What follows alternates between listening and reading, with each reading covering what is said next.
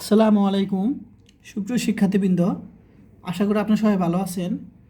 আজকে আমরা পরিসংখ্যানের চ্যাপ্টার 9-এর 3 নম্বর প্রশ্ন নিয়ে আলোচনা করব। টাইপ 1-এর প্রশ্নটা হলো সংশ্লেষাঙ্কের ধর্মগুলো লিখো। তো এখানে অনেকগুলো বৈশিষ্ট্যগুলো আছে বা ধর্ম আছে। তো তোমরা যে কোনো 4টা বা 5টা শিখবা, ঠিক আছে, বা পারলে সবগুলি শিখবা। তো সংশ্লেষাঙ্ক বৈশিষ্ট্য হলো 1 নম্বর, সংশ্লেষাঙ্ক মূল ও মাপনী হতে স্বাধীন অর্থাৎ নির্ভরশীল না।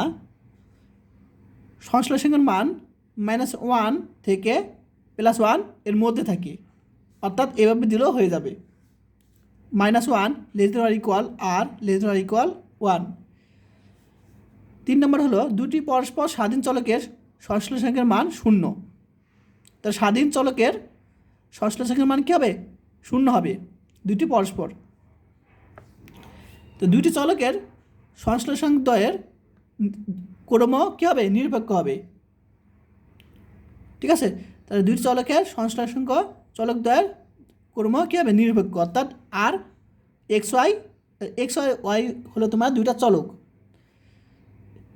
= আর ওয়াই এক্স।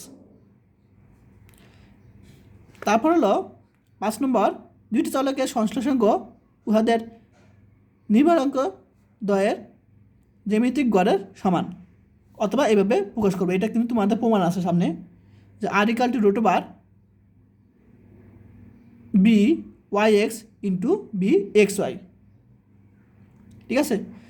তারপর 6 নম্বর হলো সংশ্লেষাঙ্ক একটি একক মুক্ত বা বিশুদ্ধ সংখ্যা, এবং 7 নম্বর হলো সংশ্লেষাঙ্ক একটি আপেক্ষিক পরিমাপ, ইয়ার তুলনার জন্য বিশেষভাবে উপযোগী। তো এই ধর্মগুলো তোমাদের জেনে রাখা উচিত, কারণ ক বিভাগে চলে আসে, ঠিক আছে। তো আজকে ক্লাস এই পর্যন্তই। সব ভালো থাকবেন, আল্লাহ হাফেজ।